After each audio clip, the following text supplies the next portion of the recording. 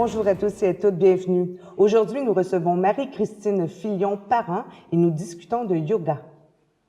Bonjour Marie-Christine, bon matin. Bonjour Nathalie. Ça va bien? Oui, ça va bien, merci. Toi aussi? Absolument. Alors ce matin, on parle de yoga avec toi. Je me permets de te tutoyer parce qu'on se connaît déjà. Les ateliers de yoga, puis là, on va parler en fait de l'ensemble, mais je veux d'abord qu'on prenne le temps de voir qu'est-ce qui t'a amené, toi, jeune femme, vers le yoga. En fait, c'est mon médecin. Elle m'a parlé du yoga, en fait, puisque j'avais déjà une problématique au genou, vu que j'avais eu une opération en 2005. Donc, en 2013, j'ai commencé à faire du yoga. Et après une pratique régulière et constante, j'ai réussi à faire quelque chose que je pensais jamais refaire dans ma vie. Je me suis remise à genoux. Oh! Okay. Donc, ça a pris environ 1 an de pratique régulière. Et phénomène intéressant, quand j'ai cessé ma pratique pendant quelques mois, j'ai perdu cette possibilité-là. Donc, ça m'a fait réaliser à quel point c'était important de continuer, d'entretenir, dans le fond, les bienfaits qu'on a acquis avec le yoga. Mais là, c'est pas n'importe quelle sorte de yoga, parce qu'il y a tout type de yoga, là. Oui. Il y a toutes sortes d'approches et toutes sortes d'écoles. On peut pas faire la nomenclature ce matin, mais qu'est-ce qui t'a intéressé particulièrement dans les approches? En fait, au départ, j'ai commencé avec un yoga pour débutants. Donc, je m'étais pas posé la question à ce moment-là sur quel type de yoga serait préférable pour moi. C'est par la suite, quand j'ai commencé à faire du yoga, que j'ai découvert les différents styles. Et surtout, j'ai vraiment eu un coup de foudre quand j'ai découvert les ajustements en yoga rondeur. Donc, des postures de yoga classique, mais avec des ajustements qui nous permettent d'être bien dans notre corps. Parfois, c'est seulement la mobilité des chairs. Donc, on bouge notre corps pour pouvoir y aller. Parfois, c'est d'utiliser des accessoires. Et c'est là que je me suis rendu compte, tout corps est un corps pour faire du yoga. Et j'ai continué de travailler dans ce sens-là. Quand je suis devenue professeure, j'ai découvert le yoga pour les personnes qui sont atteintes de cancer et j'ai trouvé ça merveilleux. Alors, l'impact direct, donc, ce que je comprends, puis tu t'ajusteras, dans le fond, à partir du moment où je suis en contact avec ce qui se passe dans ma vie intérieure, que je choisis le bon type de yoga, je dois l'entretenir dans mon quotidien. C'est ce que je comprends. Oui, quand même. Et en fait, on peut faire du yoga n'importe quand, n'importe où. Prendre contact avec son souffle, ne serait-ce que quelques respirations à la maison, respirer par le nez à l'inspire et à l'expire, c'est une forme de yoga.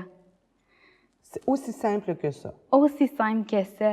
Okay. Quelques mouvements pour s'étirer dans le lit, pour se placer, c'est du yoga. Okay. Si on fait 5 minutes de yoga par jour, imaginez à la fin de l'année quelle quantité de yoga on a fait. Effectivement. On n'a pas besoin de faire 1 heure de pratique pour avoir des effets. Okay. Puis là, on n'est pas juste dans... Parce que dans l'imaginaire des gens, pour nous, là, pour monsieur et madame, dans le fond, quand on parle de yoga, on s'imagine la chandelle, on s'imagine le salut au soleil, puis bon, tout ça. Parce que ça frappe l'imaginaire. Oui. Ici, on est dans un yoga plus adapté à la personne. C'est ce que j'en saisis. En fait, on est dans un yoga qui n'est pas pour Instagram aussi. Donc, en fait, on veut faire la posture de yoga, on veut vivre la posture de yoga, avoir les bienfaits de la posture avec ce qu'on a besoin autour de nous. Donc, parfois, ça va être avec des couvertures, par exemple, et non juste prendre une posture qui est belle, qui est esthétique et qui impressionne l'œil. Oui, c'est ça. Donc, on veut vraiment y aller avec ce que le corps a besoin. Ça reste hyper agréable de faire la chandelle. Oui. C'est une belle réalisation, mais on ne va pas la faire à tous les jours. OK. OK. C'est parce que je pense aux patients qui sont atteints de cancer particulièrement, et je me dis, l'objectif n'est donc pas justement d'avoir des positions nécessairement esthétiques. C'est pas tout le monde pareil non plus, parce que je peux avoir Gérard qui a 60 ans, puis je peux avoir Claudine qui en a 18, et puis ça sera pas la même énergie. Comment on gère ça, là, en fait? Ça sera pas la même énergie, mais en fait, même si c'est encore les mêmes personnes d'une semaine à l'autre, ça sera pas la même énergie encore une fois, parce que chaque journée est différente. Donc, même qu'on ait le cancer ou qu'on n'ait pas le cancer, le corps est en changement constant. Donc, on n'aura pas les mêmes effets au niveau du mental, on n'aura pas les mêmes défis au niveau du corps non plus. Donc, on va y aller avec l'adaptation. Si on propose une posture, en fait, il existe autant de variantes de la pose que de personnes dans la salle. Oh, donc c'est spécial pour chacun. C'est comment chacun va intégrer l'exercice dans sa vie. Exactement. En fait, chacun, sur son tapis, fait sa propre pratique de yoga. Et c'est hyper important de s'écouter. OK. Si maintenant on se disait parce que toi, tu l'as intégré dans ta quotidienneté. Il y a des gens qui, quand on parle de yoga, se disent oui, mais là, il faut vraiment que je prenne un temps spécifique, il faut que je devienne rigoureux. Nécessairement, si je me donne une rigueur, je devrais avoir plus de bienfaits que si je pratique à de petits moments anodins dans la journée. Non, pas nécessairement. Non? Ça dépend du type de caractère aussi. Dans OK. tous les cas, du moins à mes yeux, je vous l'affirme, c'est que si on n'a pas de plaisir dans la pratique, on va pas perdurer dans notre pratique. La notion de plaisir. Ah oui, absolument. OK. La notion de plaisir, puis tantôt, en discutant avant l'émission, on se disait la notion du sourire. Oui. La notion du sourire et du rire. Absolument. En fait, la première partie du corps qui va se crisper quand il arrive quelque chose, que ce soit un stress, de l'anxiété, une douleur, un inconfort, en fait, c'est au niveau du visage. Souvent, je caricature dans mes cours, j'en parle. Ce qui va se passer, c'est que la mâchoire va se crisper. Oui. Les sourcils vont se plisser. Oui. Généralement, on arrête de respirer aussi. Et pour détendre le visage, il n'y a rien de mieux qu'un bon rire. Quand on part à rire, automatiquement, la mâchoire se décrispe. On va venir décontracter les muscles. Et le sourire, ça nous fait du bien. En fait, juste sourire, ça va nous faire plaisir à nous et aux personnes autour. Et on va venir relaxer des muscles, même si on les active. Un sourire peut changer toute une journée. C'est donc bien beau, ça. J'adore ça, entendre ça. Parce que, dans le fond, c'est un état d'esprit. Oui, c'est ce que je comprends. Il y a un état d'esprit, donc une ouverture vers le monde, parce qu'on ne va pas rire et sourire comme ça. Une ouverture vers le monde, mais une ouverture vers soi aussi. Parce qu'en fait, le yoga, c'est la communion, c'est l'union entre l'esprit et le corps. Donc, on veut observer par l'intérieur l'extérieur, au lieu d'essayer d'avoir l'extérieur qui nous affecte nous. Donc, ça veut dire qu'on peut faire du yoga à n'importe quel moment. C'est sûr qu'il y a des conditions qui sont optimales.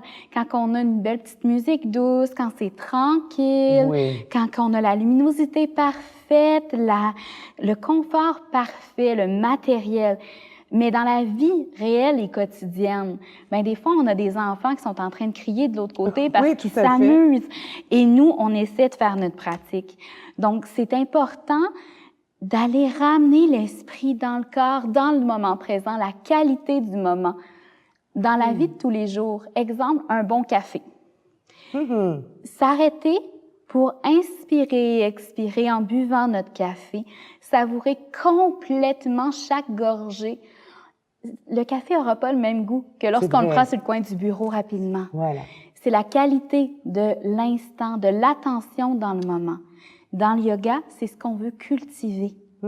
La qualité de l'attention dans le moment, comme dans la méditation. Bien, c'est le lien que j'étais pour faire, effectivement, comme dans la méditation. Mais si je suis en période, peu importe les états de la maladie, je suis stressée, j'attends un diagnostic, ou on vient de m'apprendre que j'ai un cancer, le yoga va donc me permettre d'être plus en contact avec ce que je vis intérieurement. Oui, plus en contact avec soi. En fait, il va se passer beaucoup de choses autour de nous. On va avoir nos propres émotions, mais on va avoir celles des autres. Parce que dans ces périodes-là, on a la famille, on a le conjoint, la conjointe, on a tout l'environnement de travail. Et on sait que parfois, ben, on change complètement notre quotidien. C'est un mouvement. D'aller faire du yoga, on vient s'ancrer, s'enraciner dans le moment présent. C'est le seul moment dans lequel on a un contrôle. Donc, on vient reprendre un pouvoir sur sa vie, sur soi, sur son souffle. Et quand on est dans des situations de stress, j'en ai glissé un mot tout à l'heure, on arrête de respirer. On dit qu'il y a 3 zones de respiration, la région claviculaire, cage thoracique, abdomen.